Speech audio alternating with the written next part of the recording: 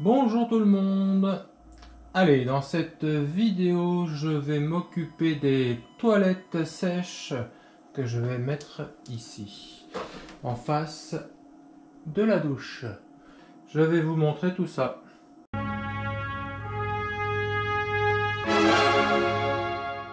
Donc, si je me mets par rapport à la porte, hop, si je me mets ici à peu près, vous voyez, hop, c'est un peu trop long.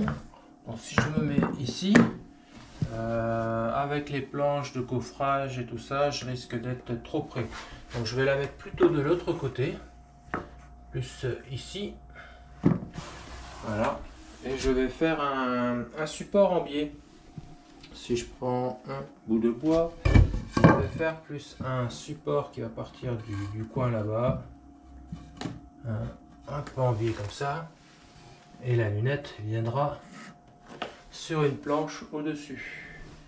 Donc si on regarde bien, je suis en biais pour pouvoir avoir suffisamment de place pour la lunette et la planche. Ce que j'ai envie de faire aussi, c'est un décalage au niveau des pieds. Vous savez, au niveau des pieds, quand on doit faire la petite commission, c'est bien de s'avancer un peu plus loin. Je vais mettre ça là-bas. Voilà.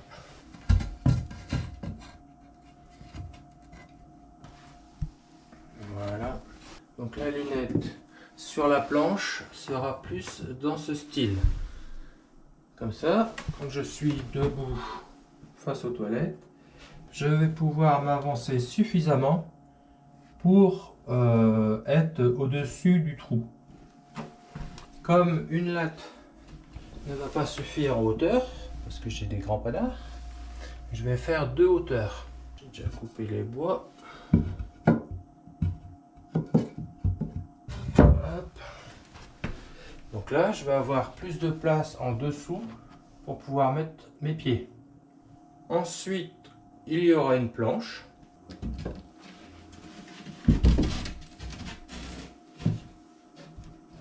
J'ai coupé dans des chutes. La lunette ici. Et vous voyez les pieds. Hop, quand je serai devant, mes pieds ne vont pas gêner pour bien m'avancer. Donc ça, c'est pour le support. Après, on va venir, mais dans quoi on va mettre les besoins. J'ai récupéré un seau. C'est un seau de peinture que j'avais nettoyé. Et il est tout juste pile poil, on dirait qu'il a été fait pour.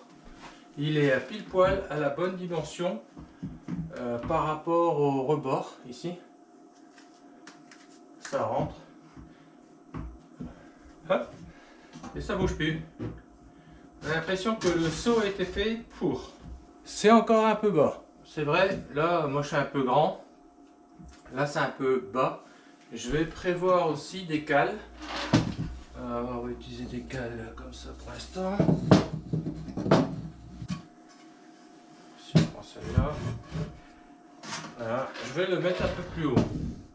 Je vais tout couvrir ici avec un panneau de bois de plancher qui me reste. Il me reste des chutes. Je vais couvrir pour pouvoir mettre la planche dessus. Donc là, j'ai déjà fait mes tracés au sol par rapport à la planche. J'ai mis 10 cm de retrait.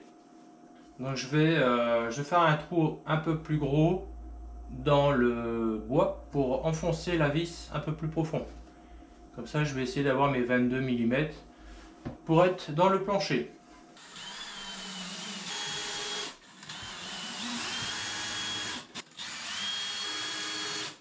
Ça va aller à l'arrière. J'ai déjà tracé mon trait là-bas. Je vais chercher les bonnes vis. Donc là, j'ai du 20. J'ai un rail à l'extrémité, un rail derrière au milieu et un rail sur le côté. Ça va me permettre de fixer la latte sur les trois rails. Avec des vis à placo, je vais pré-percer le rail. Je vais mettre des vis en longueur 50. 50, ça suffira, mais elle n'est pas auto-fourreuse.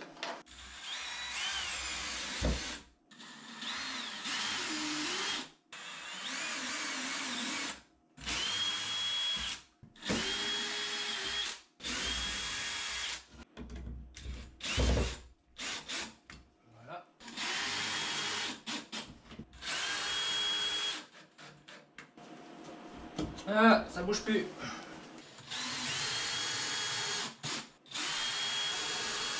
Je pointe au pifomètre pour mettre la vis. Je tombe pile poil sur celle du dessous.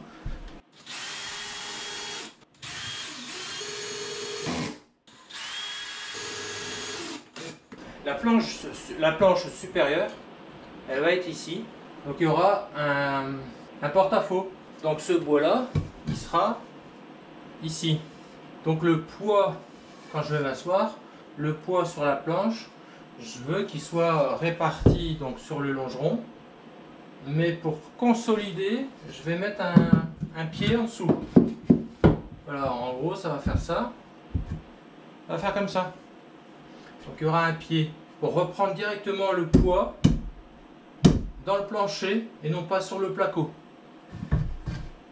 Donc celui-ci, il va passer au travers et descendre sur le plancher.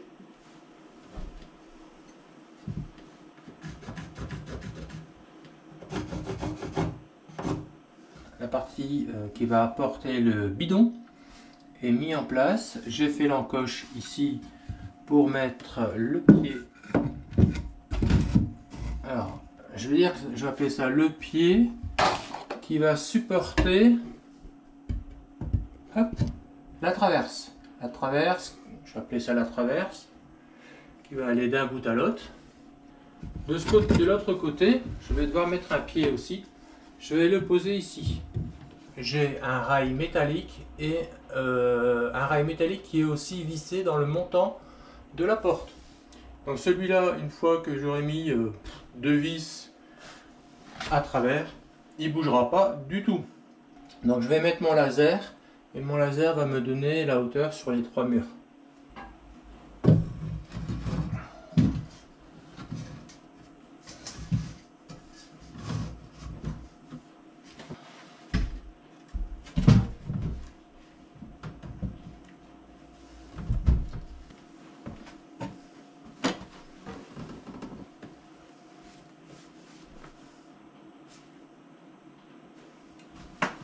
Et là, on a la hauteur que je voulais, à peu près 45. On est à 45,5. Je voulais 45, bon, j'ai 45,5, c'est bien. J'ai tracé la hauteur de la planche. Comme c'est le dessous de la planche, ça veut dire que c'est le dessus de ma cale en bois. La planche n'était pas bien plane. Donc ce que je vais faire aussi, c'est que je vais prendre une marge. Et si je regarde le laser là il touche le seau. Je veux que la planche, elle repose sur la traverse arrière et sur la traverse qui va être devant. Comme ça, le panneau en bois, il ne va pas appuyer sur le seau. Je vais laisser un jour de 5 mm. Donc là, je vais mettre le niveau à la bonne hauteur. Je vais mettre mes repères sur les murs, sur les trois murs. Et on pourra continuer et mettre les supports. Les supports et le panneau ensuite. Ça va me déterminer aussi la hauteur du pied qui va venir ici et la hauteur du pied qui sera de l'autre côté. Donc je vais mettre 3 vis comme ça de 70. Ça va passer à travers le bois, ça va passer à travers le BA13 et ça va venir se fixer dans le rail. Je vous mets là. Hop.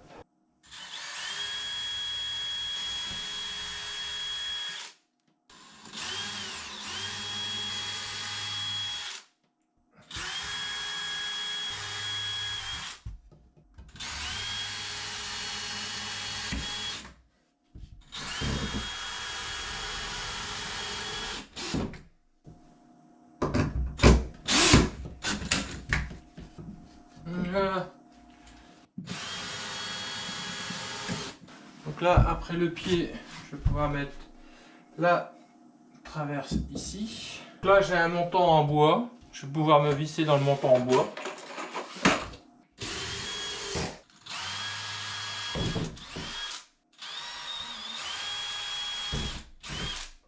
Alors, par contre, les vis, on va vérifier qu'elles ne sont pas trop grandes non plus. Non, c'est bon. Puisqu'il y a le placo et après le rail, c'est bon.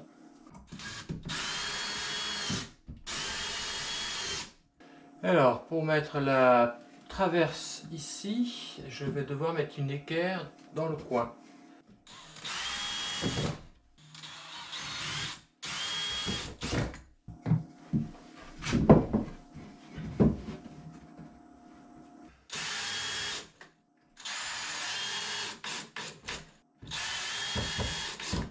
Donc voilà, il n'y a plus qu'à la traverse de façade. Je vais la visser en façade.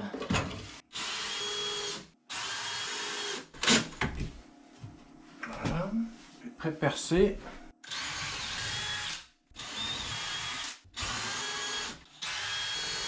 Donc voilà, le cadre est fixé de niveau tout autour, fixé dans chaque mur, partout est fixé. On va mettre la planche pour voir ce que ça donne.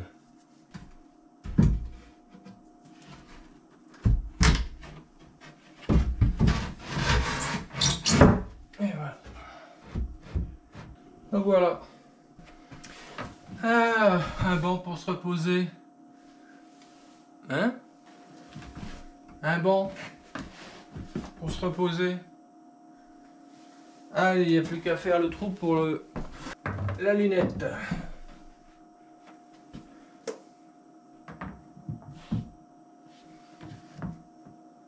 Donc voilà, avec la lunette, prévoir assez de place pour pas qu'elle descende toute seule, parce que si c'est trop à l'arrière, elle tombe.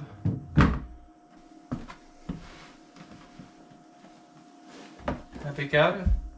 Je suis pas collé au mur. Ouais, c'est pas mal. Alors je vais tracer. Bon, l'inconvénient c'est que j'ai pas ma scie sauteuse. Pas grand chose pour découper en rond.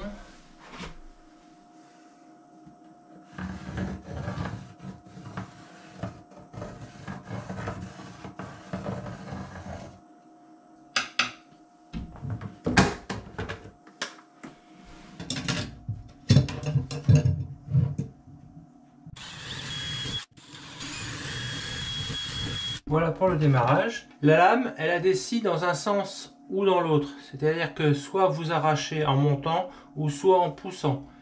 Là, je vais m'arranger pour que les dents soient vers le haut, pour que je vais tirer la matière. Parce que si je pousse, ça risque de tordre la lame et de la casser. Je vais mettre un gant ici.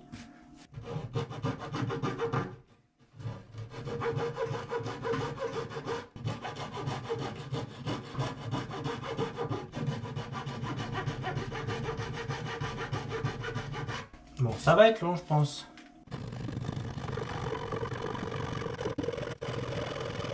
Bon, bah finalement, avec la lame de scie, c'est un peu long.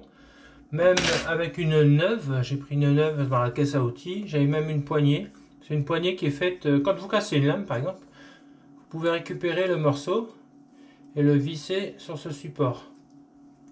Ça vient de mon grand-père. C'est un support, on met la lame et on serre. Bon, par contre, c'est trop long, j'ai pris le couteau à placo. Et avec le couteau à placo, ça va déjà plus vite.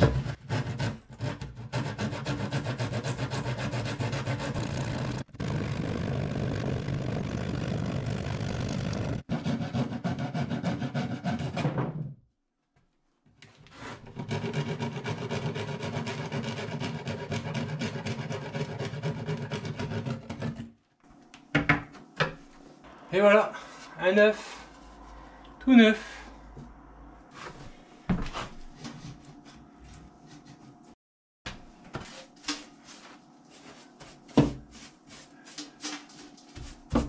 Donc voilà, le trou est fait.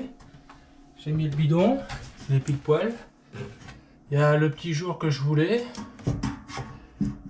J'ai mis des cales. Je peux même ajuster en plus avec les cales en dessous. Ajuster en haut, en bas. Et voilà, avec la lunette.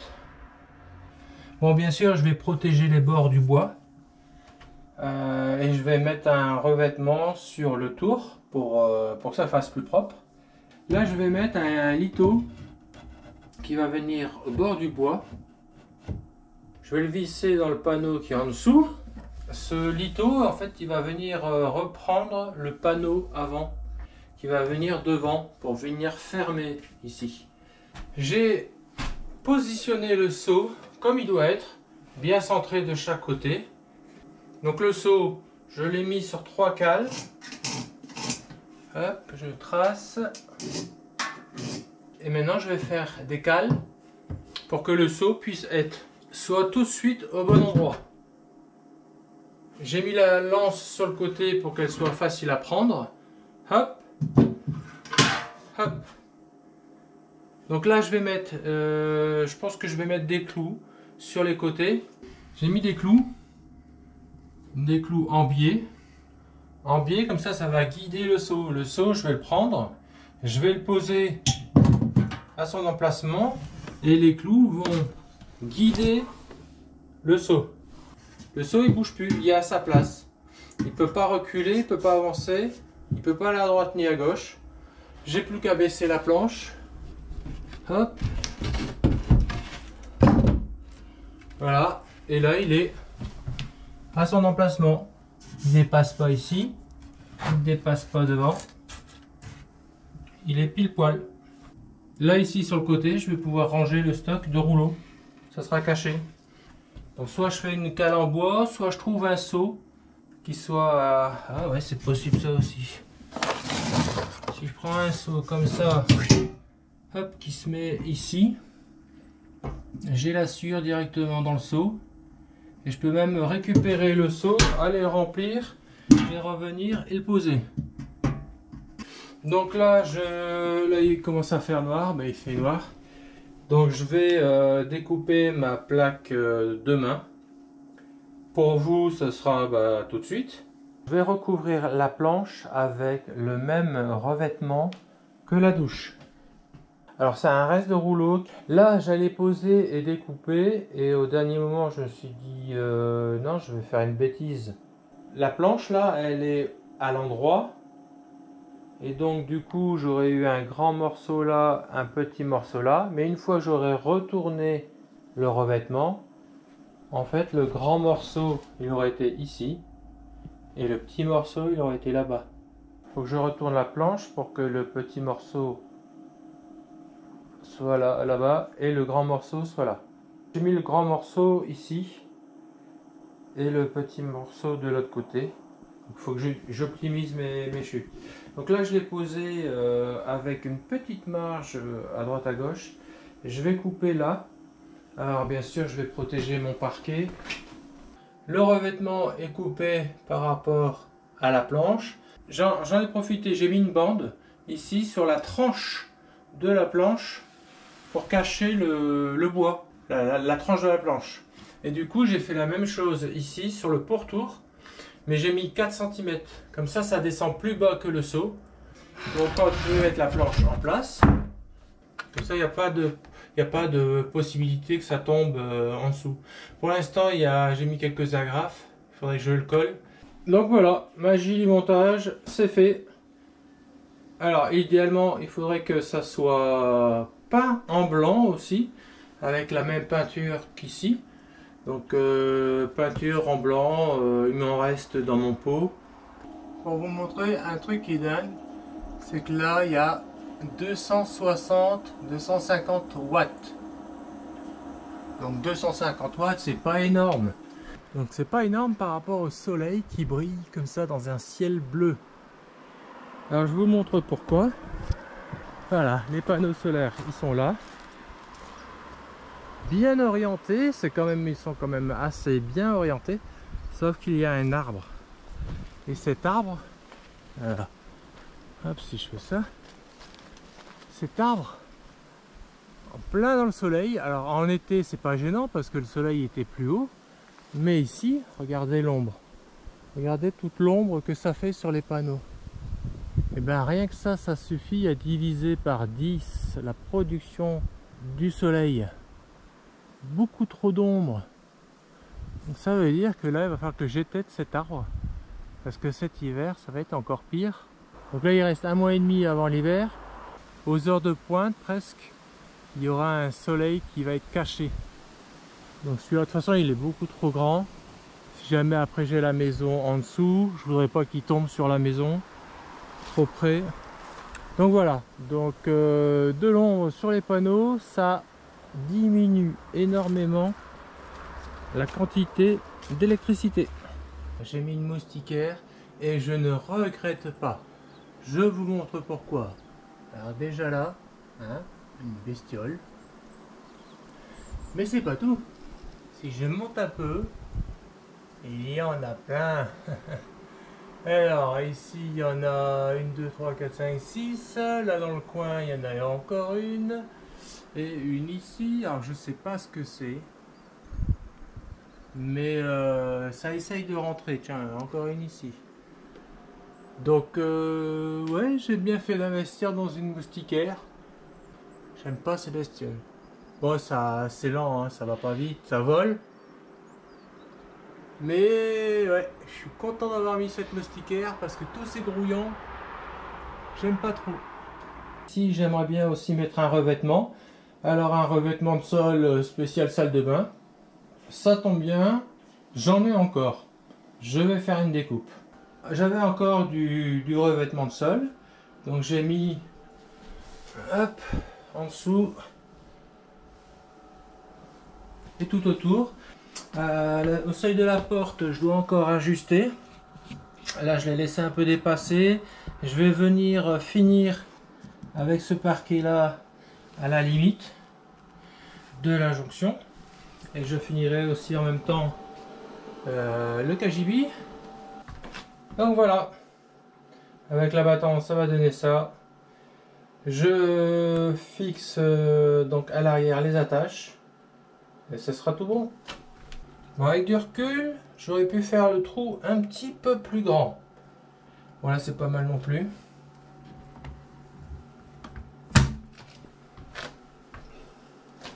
Donc voilà pour les WC. Le revêtement de sol et la douche. Comme ça j'économise. C'est-à-dire que j'avais des chutes. Plutôt que de racheter du parquet, bon, j'utilise ce que j'ai. Ça évite au moins de ne pas jeter ces morceaux. Bon ben, on va aller chercher un groupe électrogène. Parce que c'est pas aujourd'hui que je vais remplir la batterie.